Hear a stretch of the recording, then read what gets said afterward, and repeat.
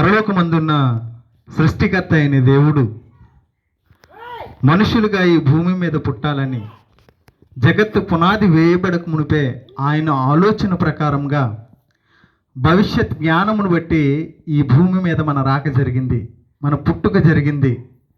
ఈ తరంలో, ఈ కాలంలో ఈ తల్లిదండ్రులకు మనం పుట్టాలని సృష్టికర్త అయిన దేవుడు ఈ సమస్తాన్ని కలిగించక మునిపే ఈ సృష్టిని, ఆకాశమును, భూమిని, సూర్యచంద్ర నక్షత్రాలని, సముద్రాలని, చేపలని, ఈ జంతువులని, పశువులను, పురుగులను, పక్షులను పుట్టించక మునిపే దేవుడు అనుకున్నాడు. కనుకనే ఈరోజు భూమి మీద మనం జన్మిస్తున్నాం.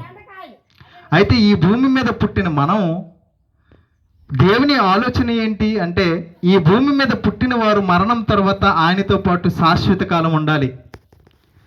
అందుకోసం బైబిల్ గ్రంథంలో దేవుడు ఒక మాట రాపించాడు. ప్రసంగి అనే గ్రంథంలో 12వ అధ్యాయం 7వ వచనంలో, మన్నైనది వెనుకటి వల్లే మన్నైపోవును, ఆత్మ తాను దయచేసిన దేవుని యొద్దకు చేరును. అంటే ఈ మనిషి దేహం పైనకి కనిపిస్తున్న ఈ శరీరం అంతా మట్టిలో నుండి వచ్చింది, తిరిగి మట్టిలోకి వెళ్ళిపోతుంది. కానీ ఈ మట్టి దేహాన్ని నడిపించే ఒక శక్తి ఉంది, అదే ఆత్మ. అది దేవునిలో నుండి వచ్చింది, దేవుని యొద్దకు మరలిపోవాలి మరణం తర్వాత. ఇది దేవుని ఉద్దేశం, దేవుని సంకల్పం.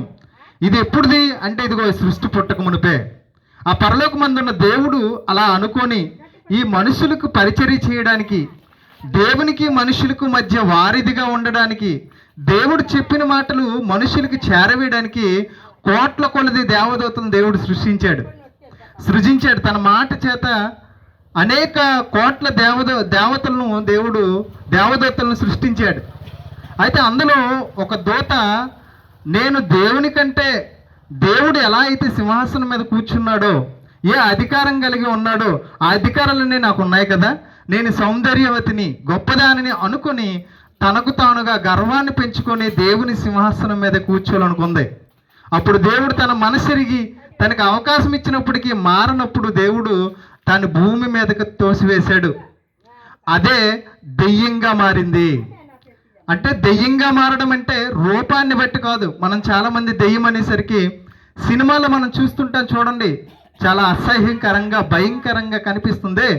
దెయ్యం అలా ఉంటుందేమో అనుకుంటున్నాం. కాదండి, దెయ్యంలా ఉన్నావురా అని పిల్లలకు అంటుంటాం మనం. ఎందుకురా దెయ్యంలా తిరుగుతున్నావు అని అంటాం. అంటే రూపం బాగోలేదా? కాదండి, వాడి మనస్తత్వం, వాడు చేసి పని నచ్చక మనం ఏం చేస్తామంటే దెయ్యంలా ఉన్నాం అంటాం. అలాగే అపవాది, దెయ్యం అంటే మనం భయపడే అంత అలా ఉండదండి. మరి ఎలా ఉంటుంది దెయ్యం అంట?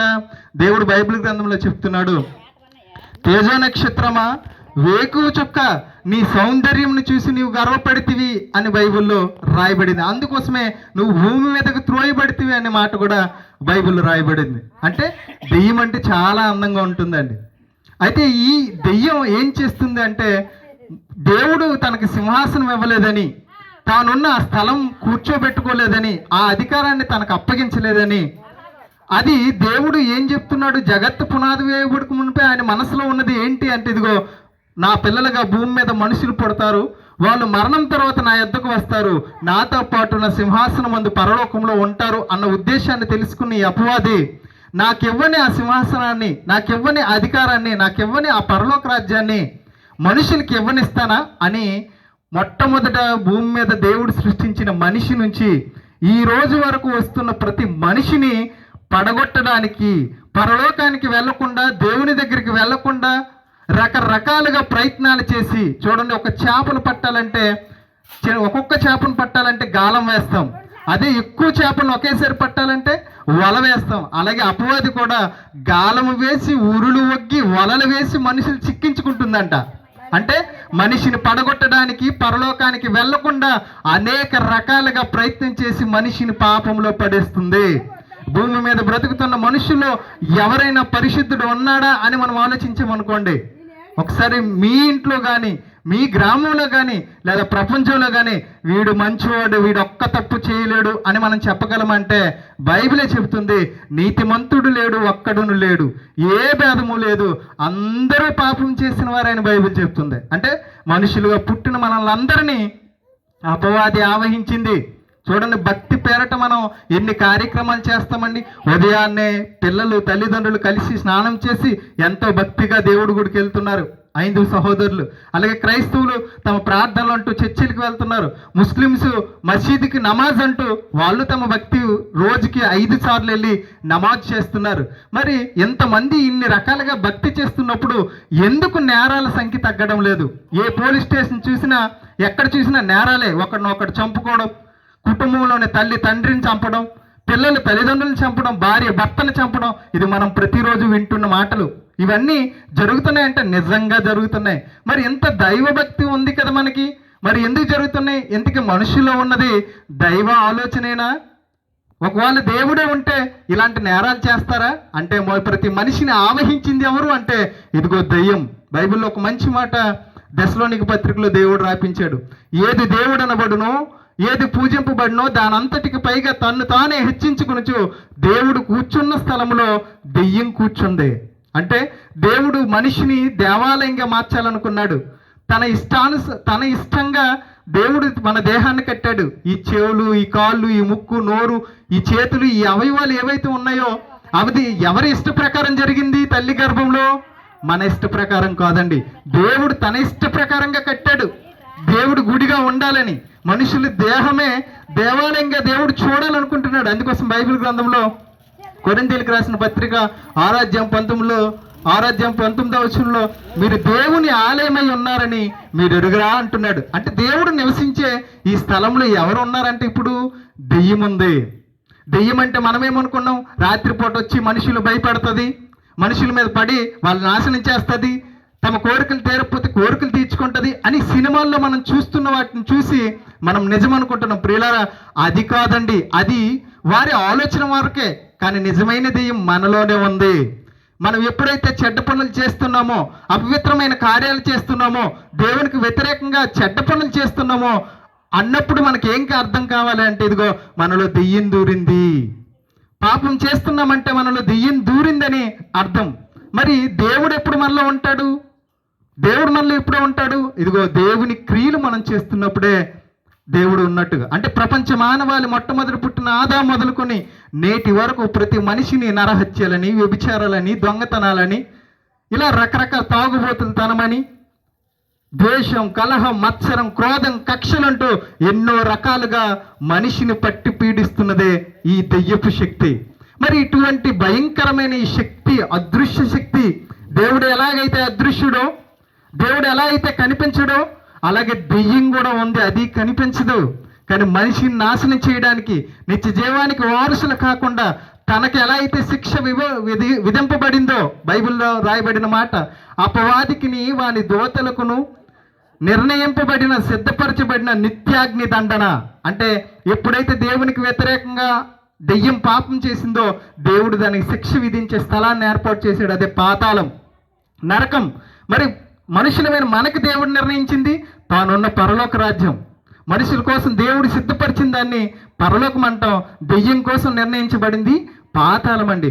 తాను ఎక్కడికైతే వెళ్తున్నాడో, ఏ స్థలంలో అయితే శిక్ష అనుభవిస్తాడో, మనుషులమైన, దేవుని పిల్లలమైన, దైవాలుగా బ్రతకాల్సిన మనల్ని కూడా పాతాళ లోకాన్ని శిక్షలోకి తీసుకువెళ్ళాలని నిరంతరం ప్రయత్నం చేస్తుంది.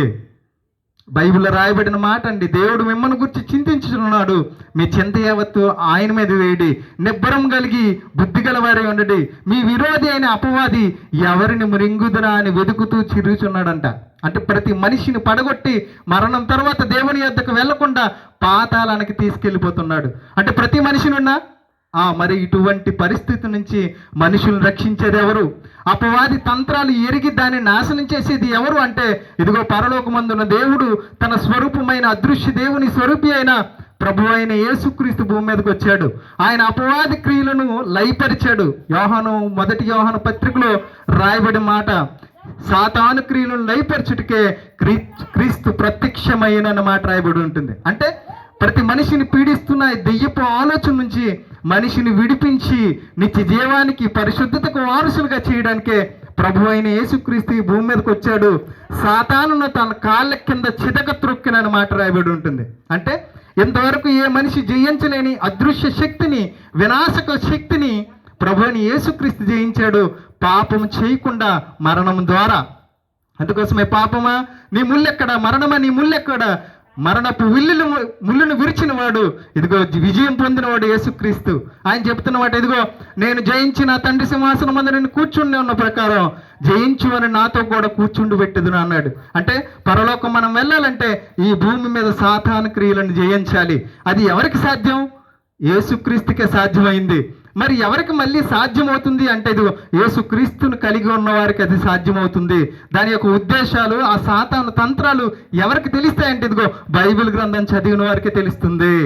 యేసుక్రీస్తు ఎలా బ్రతికాడో మనుషులుగా మనం ఆయన విశ్వసించి అలా బ్రతికితే సాతాను క్రియలను లయపరిచి నిత్య జీవానికి మనం వారసులు కాగలం. అందుకోసం బైబిల్లో మీరు పోరాడింది, ఎఫెసీయులకు రాసిన పత్రిక 5వ అధ్యాయంలో ఈ మాటలు రాయబడి ఉంటుంది. మీరు పోరాడింది మనుషులతో కాదు కానీ అంధకార సంబంధమైన, ఈ యుగ సంబంధమైన దేవతల ఆత్మలతో, దురాత్మలతో మీరు యుద్ధం చేస్తున్నారు. కాబట్టి మీరు సర్వాంగ కవచం ధరించుకోండి, దేవుని వాక్యమును ఆత్మ ఖడ్గం ధరించుకోండి, సమాధాన సువార్త వాళ్ళని సిద్ధ మనస్సు, విశ్వాసమైన డాలు ఇవన్నీ పట్టుకొని వాటితో యుద్ధం చేయాలి మీరు అని యేసుక్రీస్తు భూమి మీదకి వచ్చి ప్రబోధించాడు. ప్రియులరా, ఈ భూమి మీద జీవితం శాశ్వతం కాదు, ఏదో ఒక రోజు ముగిసిపోద్ది. ఈ సాతాన తంత్రాలను మనం ఎదిరించి నిలబెడితేనే నిత్య జీవానికి మనం చేరుకోగలం. ఒకవేళ లేదా పాతాల ముందు మనం చేసిన ప్రతి పాపానికి నిత్యాగ్ని దండన, అగ్ని ఆరదు, ఆత్మ చావని ఆ లోకం ఉంది. అక్కడ ఏడ్పును పండ్లు కొరుకుటి ఉండునని బైబిల్ చెప్తుంది. కనుక యుగ యుగాలు దేవునికి వ్యతిరేకంగా బ్రతుకుతున్న మనకి శిక్ష విధింపబడే ఆ స్థలానికి మనం చేరకుండా యుగ యుగాలు సంతోషంగా దేవునితో నిత్యము ఆనందించే ఆ లోకానికి మనం అందరం చేరుకోవాలంటే ఇదిగో సాతాను క్రియలు మనం తెలుసుకోవాలి. ఒక పోటీ జరుగుతున్నప్పుడు ప్రత్యర్థి అవతల వాడు, ఆడేవాడు ఎలాంటి వాడు మనకు తెలిసింది అనుకోండి, వాడిని జయించే అవకాశం మనకు వస్తుంది. అవతల వాడికి బలం ఏంటో, బలహీనత ఏంటో మనకు తెలిసింది అనుకోండి, వాడితో పోరాడేటప్పుడు వాళ్ళని జయించే అవకాశం మనకు వస్తుంది. అలాగే అపవాది క్రియలేంటో, వాడిని ఎలా ఎదిరించాలో యేసుక్రీస్తు ఈ భూమి మీదకి వచ్చి చెప్పాడండి. యేసుక్రీస్తు నమ్మడం అంటే ఇదిగో దెయ్యాన్ని మనం ఎదిరించి నిలబడగలడం, పాపం చేయకుండా ఈ భూమి మీద బ్రతకగలగడం, పరలోకానికి మరణం తర్వాత వెళ్ళడం. యేసుక్రీస్తు శిలువలో చనిపోయింది ఎందుకు అంటే ఇదిగో ఆ క్రియలను జయించాడు ఆయన. ఆయన విశ్వసించిన వారికి దాన్ని జయించే అధికారం ఇస్తాడు. కాబట్టి ప్రియులారా, ఆలోచించండి. ఈ భూమి మీదకు యేసుక్రీస్తు వచ్చాడు, మరణించాడు, సమాధి చేయబడ్డాడు, తిరిగి లేచి నిత్య జీవానికి వారసులయ్యాడు. మనం కూడా చనిపోతాం, మళ్ళీ తిరిగి లేచి నిత్య జీవానికి వెళ్ళాలంటే అది యేసుక్రీస్తు ద్వారా మాత్రమే సాధ్యమవుతుంది. బైబిల్ గ్రంథంలో యేసు నేనే మార్గమును, సత్యమును, జీవమును, నా ద్వారానే తప్ప ఎవడును తండ్రి వద్దకు చేరలేడు అని రాయబడింది. ప్రియులారా, ఈ భూమి మీద ఈ జీవితం ఏదో ఒక రోజు ముగిసిపోద్ది. ముగిసిపోయిన తర్వాత నిత్య జీవనం మనం ఉండాలంటే యేసుక్రీస్తు తప్ప ఇంకొక మార్గం లేదు. మన పాపములకు క్షమాపణ ఆయన కాచిన శిలువ త్యాగం ద్వారా మాత్రమే సాధ్యమవుతుంది. ఇంకొక మార్గం అంటూ లేదు. కాబట్టి ఆలోచించండి, పరిశీలించండి, ఈ సత్యాన్ని అంగీకరించి క్రీస్తు వద్దకు రావాలని కోరుకుంటూ ఈ మాటలు ముగిస్తున్నాను. దేవుడు